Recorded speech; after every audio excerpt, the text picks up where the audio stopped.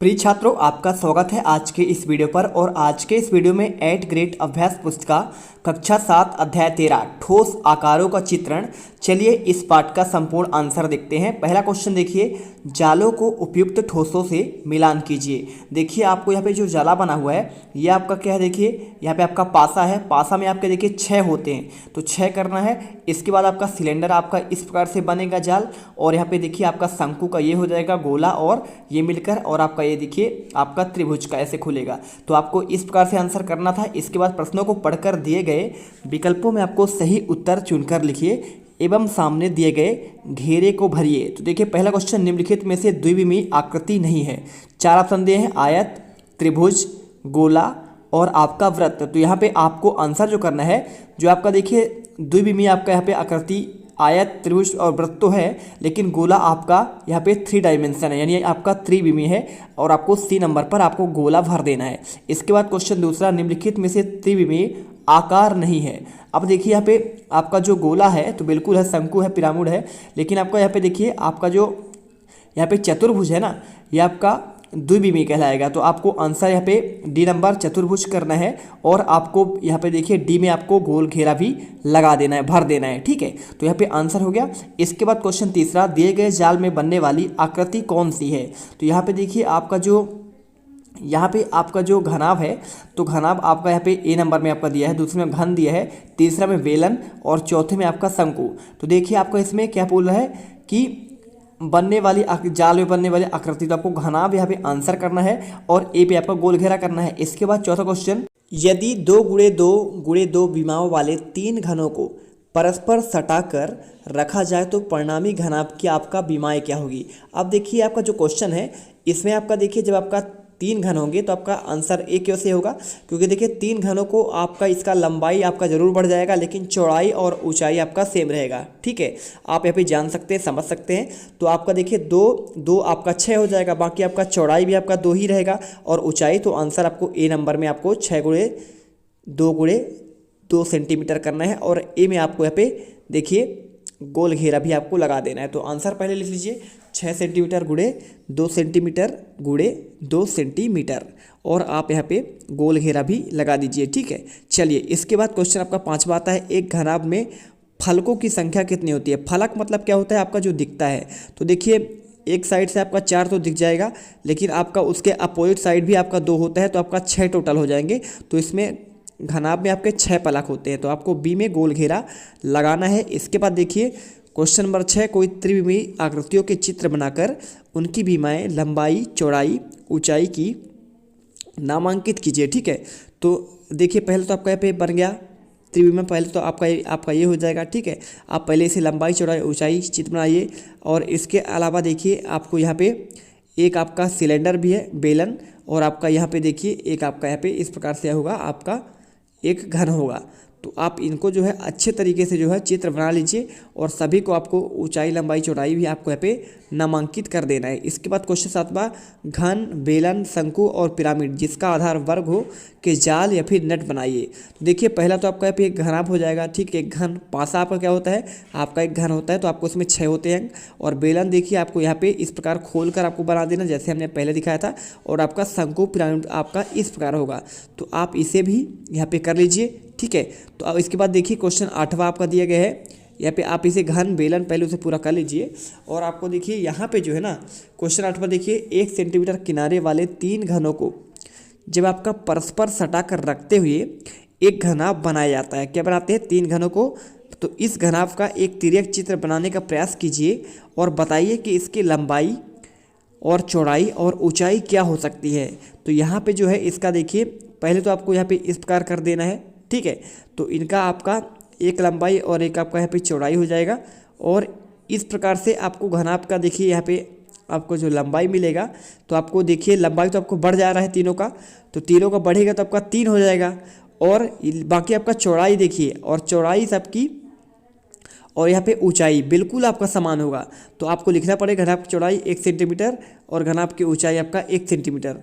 तो आप यहाँ पे कर दीजिए। इसके बाद क्वेश्चन देखिए 9, 3 सेंटीमीटर गुणे 3 सेंटीमीटर गुणे 3 सेंटीमीटर विमाओं वाले दो घनों को परस्पर सटाकर रखा जाता है, परिणाम घनाभ का विमाएँ क्या होगी। तो आप जब इसका आंसर करेंगे तो आपका इसका भी आंसर बहुत सिंपल है। आपको इसे देखिए दो घनों की बात कर रहा है, जब दो घन आप सटाएंगे तो आपका देखिए दो घन में आपका लंबाई क्या है, बढ़ जाएगा। तो लंबाई तो आपका यहाँ पे 6 सेंटीमीटर हो जाएगा, 3 3 आपका जुड़ेगा। बाकी ऊंचाई और आपका यहाँ पे क्या है, ऊंचाई और चौड़ाई आपका सेम ही रहेगा। तो आपको लिखना है जब घनों को परस्पर सटा कर रखा जाता है तो केवल लंबाई ही एक ऐसा मापन है जिसमें वृद्धि हुई है। अतः घनाभ की देखिए यहाँ पे लंबाई 3 प्लस आपका 3 यानी 6 सेंटीमीटर होगा और चौड़ाई आपका देखिए सेम रहेगा 3 सेंटीमीटर और घनाभ की ऊंचाई भी आपका यहाँ पे समान रहेगी, 3 ही सेंटीमीटर रहेगी। और इसके बाद देखिए क्वेश्चन 10वां, निम्न प्रश्नों के उत्तर दीजिए। क्या लिखा है, क्या एक घन एक आयत के आकार की छाया दे सकती है।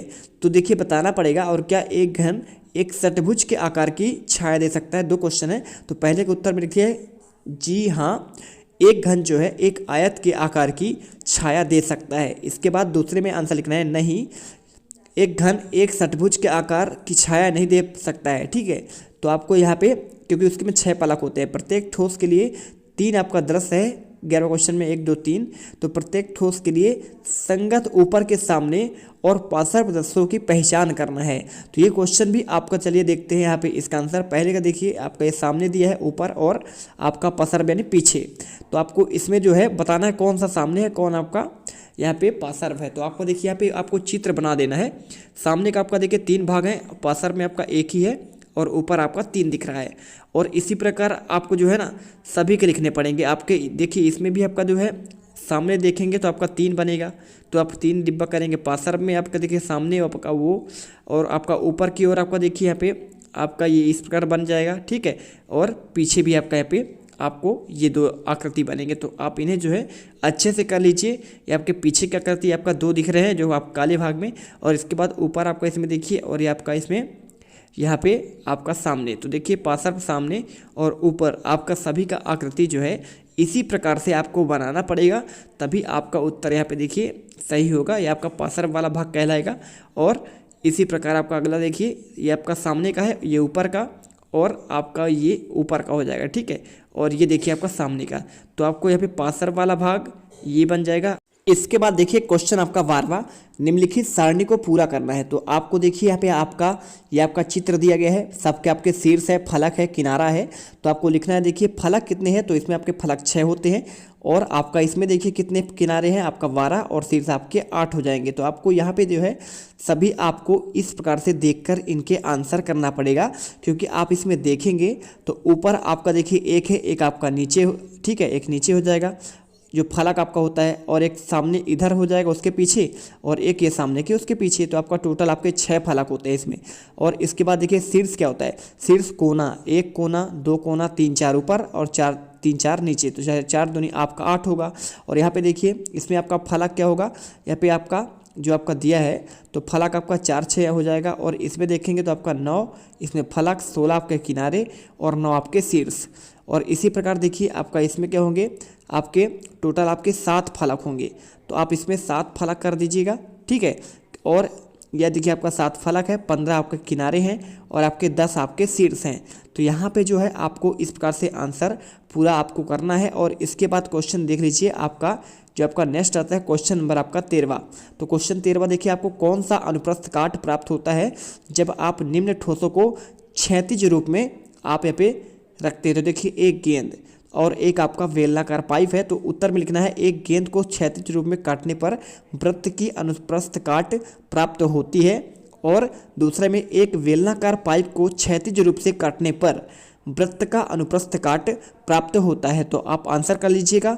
और यहाँ पे देखिए अगला क्वेश्चन आपका दिया गया है प्रश्न 14, किसी घनाभ की विमाएँ 5 सेंटीमीटर, 3 सेंटीमीटर और आपका 2 सेंटीमीटर है। तो घनाभ का समदूरिक स्थिति आपको बताना है। चित्र है, ठीक, तो आपको चित्र के साथ बनाना है। तो देखिए आपको यहाँ पे पहले डॉट डॉट बनाना है और आपको यहाँ पे 5 सेंटीमीटर देखिए आपका विमाएँ हैं, लंबाई चौड़ाई ऊंचाई की बात कर रहा है। तो आप इसे लंबाई मान लीजिए 5 आपका यहाँ पे क्या हो जाएगा सेंटीमीटर, और आपका जो 3 सेंटीमीटर आपका यहाँ पे चौड़ाई होगा। चौड़ाई क्या होता है, चौड़ाई आपका ये वाला भाग होगा, ठीक है। तो आपका ये 3 सेंटीमीटर हो जाएगा। और एक आपका होता है यहाँ पे ऊंचाई, तो आपका देखिए यहाँ पे आपका ये आपका बन जाएगा। तो इस प्रकार से देखिए आपको यहाँ पे आंसर कर देना है।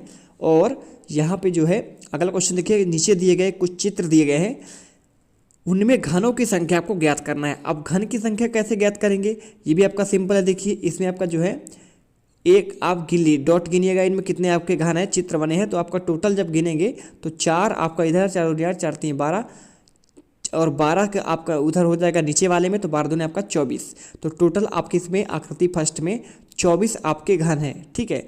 और इसी प्रकार देखिए 4 आपका इसमें 3 सामने है, और ये आपका जो 3 सामने है ना, और आपका ऊपर भी आपका यहाँ पे दिया गया है। तो ऊपर आपका देखिए नीचे तो आपका 3 3 2 6 और 6 2 ऊपर आपके 8 हो जाएंगे। और इसमें देखिए इसमें आपका 1 2 3 4 और 5 6 7 हो जाएगा, और 8 और 1 9। तो आपको इस प्रकार से देखिए इसमें आपके 9 घन हो जाएंगे। तो आपको आंसर करना है। तो यहाँ पर देख सकते हैं सभी क्वेश्चन के आंसर 1 से लेकर आपके 15 तक के आंसर संपूर्ण सोल्यूशन इस वीडियो में आपको दे दिया गया है। वीडियो अच्छी लगी है वीडियो को लाइक करें और चैनल जरूर सब्सक्राइब कर लीजिएगा। साथ में आपको अब अगर तुम्हें कोई वीडियो पसंद आई तो यार लाइक मारो। एम करते हैं 2,60,000 लाइक। कंप्लीट तो वैसे ही नहीं होने, लेकिन बोलने में क्या जा रहा है ना। और अगर तुम लोग